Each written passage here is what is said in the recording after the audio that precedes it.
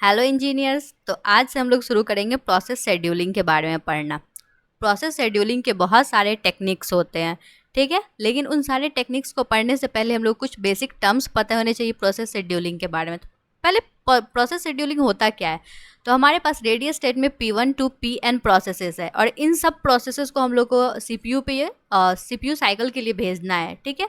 तो कौन सा प्रोसेस पहले जाएगा और कितने देर के लिए एग्जीक्यूट होगा, तो ये सब हमारा डिसाइड होता है प्रोसेस शेड्यूलिंग में। अगर हमारा प्रिमिटिव मोड में है तो प्रिमिटिव मोड में क्या होगा कि हमारा जो प्रोसेस एग्जीक्यूट हो रहा है उसको दूसरा प्रोसेस फोर्सफुली हटा करके या तो टाइम के बेसिस पे या किसी और चीज़ के बेसिस पे वो खुद एग्जीक्यूट होने लगेगा। लेकिन नॉन प्रिमिटिव मोड में क्या होगा कि जो प्रोसेस हमारा एग्जीक्यूट होने गया है, जैसे P1 गया है एग्जीक्यूट होने, तो वो पहले कंप्लीट होगा, तब हमारा P2 शेड्यूल होगा सीपीयू साइकिल के लिए, ठीक है। तो हम लोग कुछ पहले बेसिक टर्म्स देख लेते हैं। तो पहला है कि अराइवल टाइम। अराइवल टाइम क्या होता है, जब प्रोसेस हमारे रेडी स्टेट में आ जाता है। रेडी स्टेट में प्रोसेस मतलब क्या होता है कि वो रेडी है एग्जीक्यूट होने के लिए, तो उसको हम लोग अराइवल टाइम कहते हैं। बर्स्ट टाइम क्या होता है, तो बर्स्ट टाइम होता है टाइम रिक्वायर्ड, उतना टाइम जितना प्रोसेस को कंप्लीट होने के लिए चाहिए, उसको बर्स्ट टाइम कहते हैं।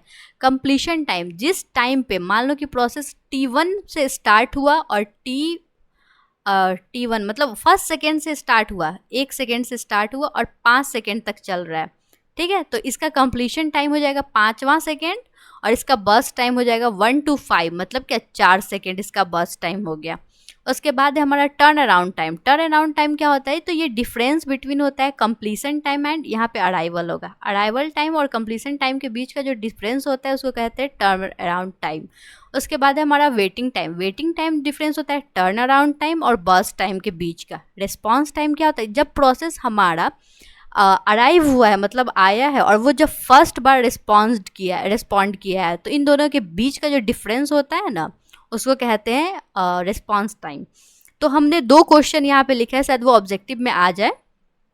तो where we required CPU scheduling, मतलब किस स्टेट पे सीपीयू शेड्यूलिंग की रिक्वायरमेंट होती है, तो रेडियल स्टेट पे होती है, ठीक है। और सीपीयू शेड्यूलिंग कौन अप्लाई करता है, तो शॉर्ट टर्म शेड्यूलर अप्लाई करता है, ठीक है। तो अब हम लोग देखेंगे अपना पहला सीपीयू शेड्यूलिंग का टेक्निक, जिसका नाम है first come first serve. First come first serve नाम से ही पता चल रहा है कि जो पहले आएगा पहले वो यूटिलाइज करेगा हमारे सीपीयू को, ठीक है।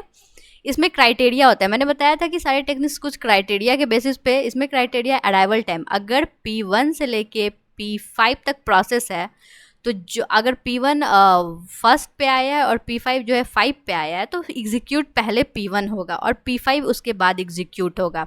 और ये नॉन प्रीम्प्टिव होता है नेचर में, मतलब कि अगर P1 जब तक P1 पूरा एग्जीक्यूट नहीं हो जाता है तब तक P2 हमारा सीपीयू यूटिलाइज नहीं कर सकता है, ठीक है। अगर मान लो कि टाई हो गया, मतलब क्या P1 और P2 दोनों सेम टाइम पे 1-1 टाइम पे आ गया हमारे सीपीयू को यूटिलाइज करने के लिए, तो इस केस में होगा कि जिसका प्रोसेस आईडी कम होगा वो पहले एग्जीक्यूट करेगा। तो यहाँ पे प्रोसेस आईडी कम P1 का है, तो ये पहले एग्जीक्यूट हो जाएगा, ठीक है। और ये क्या होता है कि प्रोसेस जो होता है वो रेडी क्यू में जो पहले आता है वो पहले सीपीयू यूटिलाइज करता है। मतलब रेडी क्यू क्या होता है, तो प्रोसेस के अराइवल के बेसिस पे उसको क्यू में हम लोग स्टोर कर देते हैं, उसको रेडी क्यू कहते हैं, ठीक है। ये हमेशा प्रीम्प्टिव होता है नेचर में, ठीक है।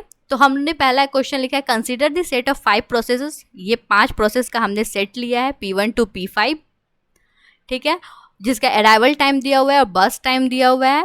और हम लोग को बताना है कि सीपीयू शेड्यूलिंग प्रोसेस पॉलिसी हमारा फर्स्ट कम फर्स्ट सर्व है, तो इसका हम लोग को एवरेज टाइम बताना है और एवरेज टर्न अराउंड टाइम बताना है। तो इस ऐसे ही क्वेश्चन आते हैं एग्जाम में, तो हम लोग इसको स्टार्ट करेंगे। तो सबसे पहले हम लोग एक रनिंग क्यू बनाते हैं या गैंग चार्ट बनाते हैं। तो इसमें बेसिकली हम लोग करते हैं कि जो प्रोसेस जिस वक्त आता है उसका टाइम लिखते हैं और उसके कंप्लीशन का टाइम लिखते हैं। कंप्लीशन टाइम हम लोग कैसे लिखते हैं, अराइवल टाइम और बर्स्ट टाइम में से हम लोग कैलकुलेट करते हैं कंप्लीशन टाइम को, मतलब जिस वक्त आया है और जितना टाइम उसको चाहिए कंप्लीट होने के लिए, और उसके बीच के टाइम को हम लोग टाइम के बेसिस पे हम लोग इसको गैंग चार्ट को बनाते हैं। हम लोग कैसे बनाते हैं यहाँ पे हम लोग पहले देख लेते हैं। तो हम लोग इसको 0 से शुरू करते हैं। तो 0 पे कौन कौन सा प्रोसेस आया, तो 0 पे हमारा P3 आया है बस, तो इसमें P3 डाल देंगे। अब P3 का बर्स्ट टाइम क्या है, तो 2 है, तो 0 से 2 तक हमारा P3 चलेगा क्योंकि ये नॉन प्रिमिटिव इन नेचर है। उसके बाद 2 पे कोई प्रोसेस आया है, 2 पे कोई प्रोसेस नहीं आया है। अब कितने पे प्रोसेस आया है, 3 पे, तो 2 से 3 हमारा सीपीयू खाली रहेगा, ठीक है। 2 से 3 हमारा कोई प्रोसेस नहीं आएगा। 3 पे कौन सा आया है, 3 पे P1 आया है, तो P1 अब यूटिलाइज करेगा CPU को। तो P1 का बर्स्ट टाइम कितना है 4 और अराइवल टाइम है 3, तो कंप्लीशन टाइम क्या हो जाएगा 7। मतलब 3 पे आया है और 4 देखो वो 3 पे आया है P1, ठीक है, और उसको है ना 4 साइकिल चलना है। मान लो बस टाइम जो है हमारा सेकंड में 4 सेकंड चलना है और वो 3 सेकंड पे आया, तो वो 7 सेकंड तक गया, उसका कंप्लीशन टाइम 7 हो गया। उसके बाद देखो 7 पे कोई नहीं आया तो ये मैटर नहीं करता है। P1 जब 3 पे आया था तो 3 के बाद जो है उस पे कौन आया है, क्योंकि इसको प्रिमिटिव नेचर में तो है नहीं जो फोर्सफुली हटा देंगे 5 पे, और 5 पे P2 को रख देंगे या फिर 4 पे P5 को रख देंगे। तो हम लोग क्या करेंगे अब कि देखेंगे कि 3 के बाद 4 पे आया था P5, लेकिन जब तक P1 कंप्लीट नहीं होता है तब तक P5 एग्जीक्यूट नहीं होगा।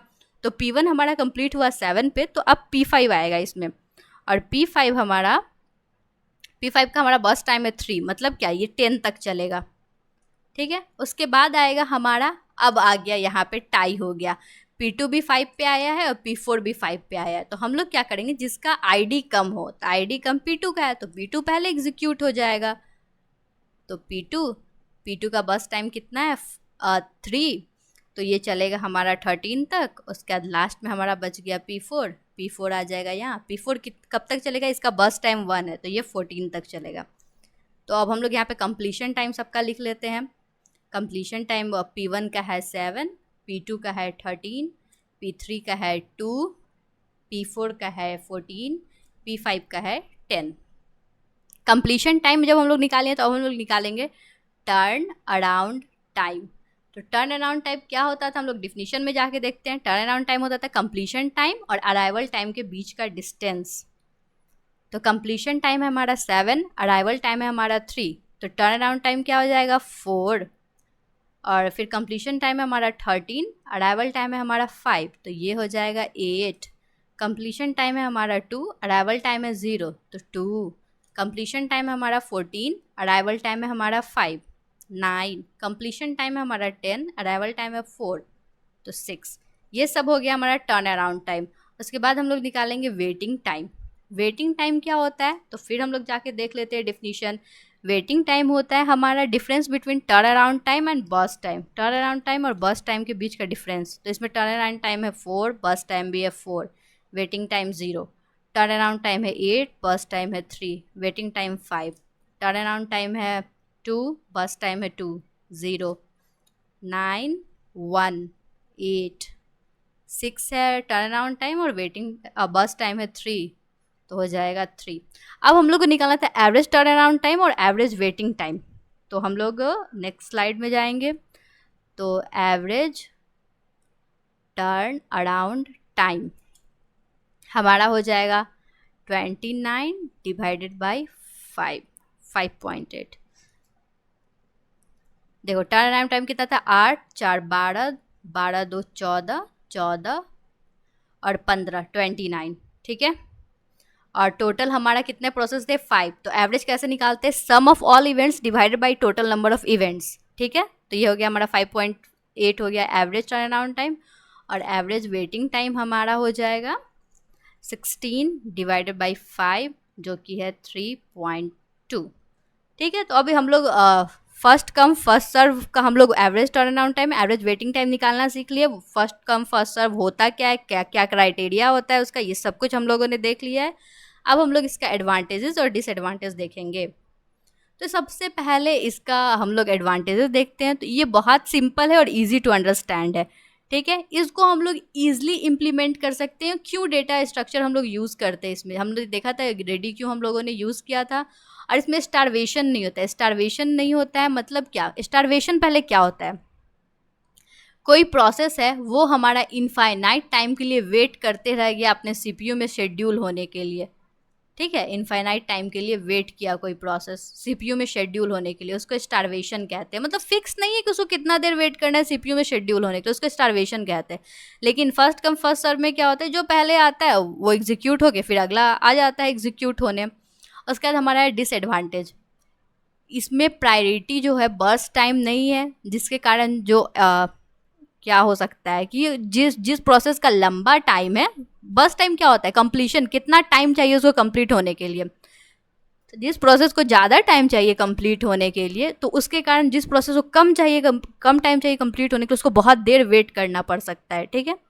और फिर अगला है it suffers from convoy effect. Convoy effect क्या होता है कि if we schedule the longer process first, अगर हम लोग लॉन्गर, वही ये जो है हमारा बस टाइम के बेसिस पे नहीं है, इसका क्या मतलब, लॉन्गर प्रोसेस को हम लोगों ने शेड्यूल कर दिया पहले, तो शॉर्टर प्रोसेस जो हो सकता है उसको बहुत टाइम वेट करना पड़ सकता है, ठीक है।